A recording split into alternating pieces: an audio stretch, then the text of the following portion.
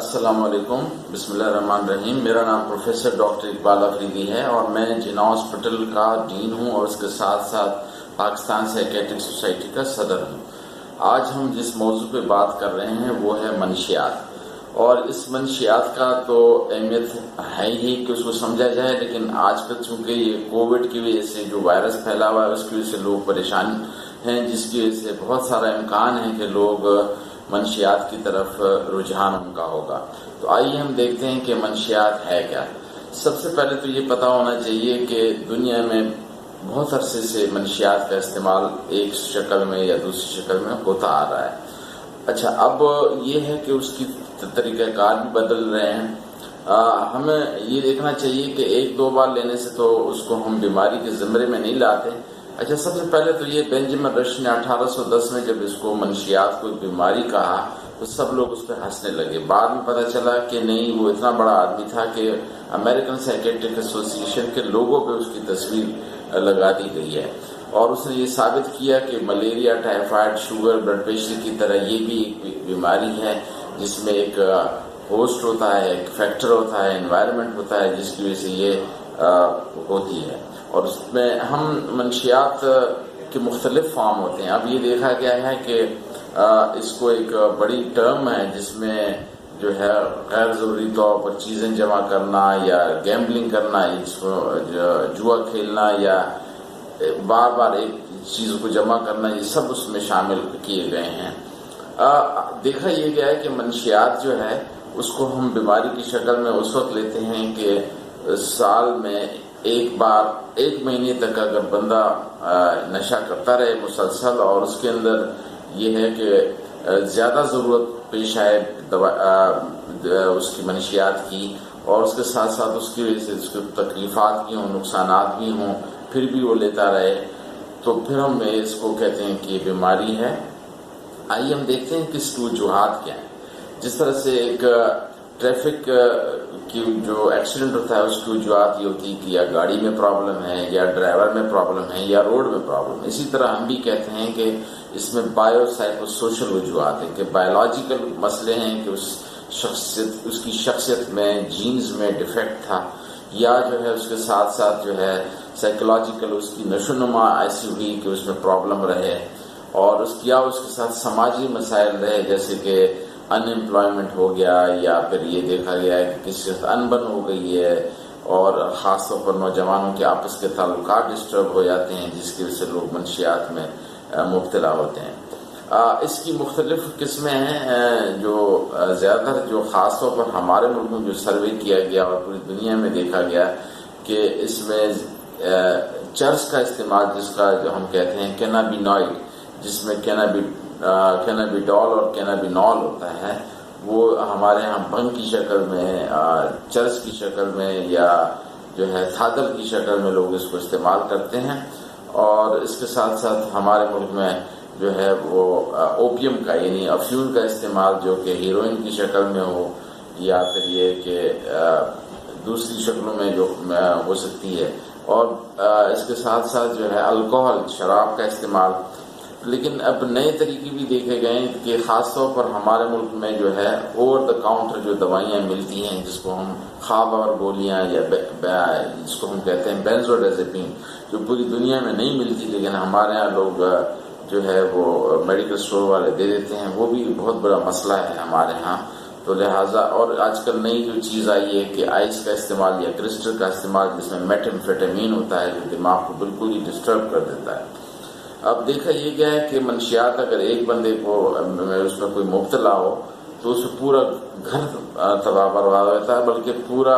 ملک کی اکانومی ہل جاتی ہے۔ یعنی عام طور پر دیکھا گیا ہے کہ یہ نوجوانوں میں، خاص طور پر مردوں میں، جو کہ پروڈکٹیو ایج گروپ میں ہوتے ہیں، جب وہ ملکی جو ہے اس میں اپنا حصہ ڈال سکتے ہیں معاشی اس سرگرمیوں میں، وہ اس میں مبتلا ہو جاتے ہیں، تو دیکھا گیا ہے کہ اس سے بہت سارا ہماری اکانومی خراب ہوتی ہے۔ پھر اس کے ساتھ ساتھ یہ بھی دیکھا گیا ہے کہ اس کے سے کرائم ریٹ بہت بڑھ جاتا ہے، اور کرائم ریٹ اس کے علاوہ اس کو ہم یہ کہتے ہیں کہ اگر ایک نشئی کو، آدمی کو آپ ویسے کہہ دیں کہ فلاں کو مار دو، وہ نہیں مارے گا، لیکن جب وہ نشے کی حالت میں ہو تو اس کی جو ڈیسیشن میکنگ ہے وہ خراب ہو جاتی ہے. اس کو آپ کہیں کہ یہ پڑیا لیں اور جو 400-500 روپے کی پڑیا ہوگی اور یہ تھیلا فلاں مسجد کی یا فلاں جگہ پہ چھوڑاؤ، تو وہ چھوڑنے کے لیے تیار ہوگا اور وہ 400-500 روپے میں 10-20 لوگ مار دے گا، کیونکہ اس کی ڈیسیشن خراب ہوتی ہے. اسی طرح اگر گاڑی چلا رہا ہے تو پرابلم ہو رہا ہے، اگر آپ خود گاڑی چلا رہے ہیں منشیات والا سامنے آ گیا تو وہ آپ کا ٹائم ضائع کر سکتا ہے. تو لہٰذا منشیات میں اگر ہم خود مبتلا نہیں ہیں، ہمارے بچے نہیں مبتلا، تب بھی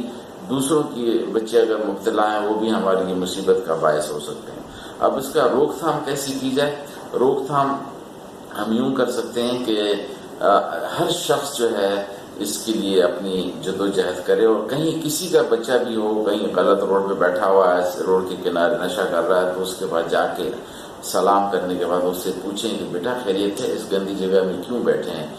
میں آپ کی کیا ہیلپ کر سکتا ہوں. جب اس سے پوچھ گچھ ہوگی تو پھر وہ وہاں سے اٹھے گا، دوسری جگہ پوچھ گچھ ہوگی تو وہاں سے اٹھے گا، تو اس سے پھر یہ منشیات کی روک تھام ہو سکتی ہے. اور اس کے ساتھ ساتھ اگر ہم اسکولوں میں اور مدرسوں میں اور مسجدوں میں ان کے متعلق منشیات کی روک تھام کے لیے، اور خاص طور پر اگر ہم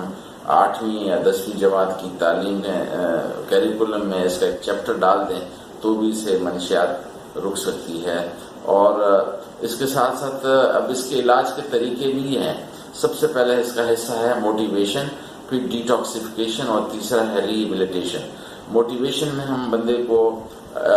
وہ کرتے ہیں کہ موٹیویٹ ہو، اس کے اندر جستجو ولولہ پیدا ہو چھوڑنے کا. اور وہ کس طریقے سے ہو سکتا ہے کہ عام طور پر ہم نے دیکھا ہے کہ وہ جسمانی طور پر ان سے پوچھتے ہیں، مثال کے طور پر کہ آپ نے کوئی ایسا بندہ دیکھا ہے جو نشہ کرتا ہو، اس کا وزن کم ہو گیا ہو، یا اس کو جو ٹی بی ہوا ہو، یا اس کو ہیپیٹائٹس ہوا ہو، HIV ہوا ہو، تو ان کو بہت سارا ہو سکتا ہے. تو اس طرح سے یہ فزیکل موٹیویشن ہے. پھر سائیکولوجیکل موٹیویشن کہ آپ اس کی وجہ سے لوگوں کے سامنے نہیں آ رہے ہیں، چوری کر رہے ہیں، گلٹ فیلنگ ہو رہی ہے. اور سوشل موٹیویشن، مثال کے طور پر ہم اس کو یہ کہتے ہیں کہ اگر آپ کی بیٹی یا بیٹا ہے اور لوگوں کو پتہ چل جائے کہ اس کا باپ نشئی ہے یا چرسی ہے تو اس کا رشتہ ٹوٹ سکتا ہے. اور اس طرح نوجوانوں کو ہم کہتے ہیں کہ اگر آپ کی شادی نہیں ہوئی ہے، منگنی نہیں ہوگی، اور منگنی ہوئی ہے تو ٹوٹ سکتی ہے کہ نشے میں مبتلا ہے. اور پھر ہم اس طرح سے بھی انڈائریکٹ میں بھی موٹیویٹ کرتے ہیں کہ اس منشیات کے بندے کو پوچھتے ہیں کہ اگر ایک آپ ادارے کے سربراہ ہوں اور آپ نے اپنے لیے کلرک یا ڈرائیور رکھنے ہوں تو کیا آپ منشیات والے بندے کو رکھیں گے؟ تو ظاہر ہے نفی میں اس کا سر ہلتا ہے اور وہ کہتے ہیں کہ نہیں میں نہیں رکھوں گا. تو پھر ہم اسے کہتے ہیں جب آپ نہیں رکھیں گے تو آپ کو کون رکھے گا؟ تو اس طرح سے ہم موٹیویٹ کرتے ہیں. اور پھر اس کے علاوہ جو ہے ڈیٹاکسیفیکیشن میں ہم اس کے جسم سے گریجولی وہ دوائیاں کا اثر ختم کراتے ہیں، یا سبسٹیٹیوٹ میتھڈ ہوتا ہے. اور دوسرا یہ ہے کہ گریجول ریڈکشن میتھڈ ہے. تیسرا ہے کولڈ ٹرکی میتھڈ ہے. اب اس میں جو ہے ہم یہ کہتے ہیں کہ صرف ڈیٹاکسیفیکیشن علاج نہیں ہے، بلکہ جب تک اس کو ریہیبلیٹیٹ کر کے دوبارہ سے معاشرے کا ایک ذمہ دار شخص، earning member of the family and useful member of the society نہ بنائیں تو ہمارا مقصد پورا نہیں ہوگا. تو اس کے لیے ہمارے پاس جو ہے ایک شارٹ ٹرم گول ہونے چاہیے، لانگ ٹرم گول نہیں. یعنی شارٹ ٹرم گول یہ ہے کہ اس کو منشیات سے بچایا جائے، اور لانگ ٹرم گول ہوتے ہیں کہ یہ دوبارہ مبتلا نہ ہو اور معاشرے کا ایک مہذب اور کام کرنے والا، پیسے کمانے والا ایک ذمہ دار شہری بنے. تو اس کے لیے ہم ضروری ہے کہ ہم سب اپنے طور پر جدوجہد کریں، چاہے وہ مولوی ہو، چاہے ٹیچر ہو، چاہے وہ اسٹوڈنٹ ہو، چاہے پیرنٹس ہوں، اور چاہے پولیٹیشین ہوں، تاکہ ہم یہ منشیات کی لعنت سے اپنے نوجوانوں کو بچائیں، جو کہ ہمارے نوجوانوں میں بڑی صلاحیت ہے، جو کہ ہماری اکانومی کو ٹھیک کر سکتے ہیں. اور وہ اگر منشیات میں مبتلا ہوں گے تو اکانومی بڑی خراب ہو سکتی ہے. آپ سب کا بہت شکریہ.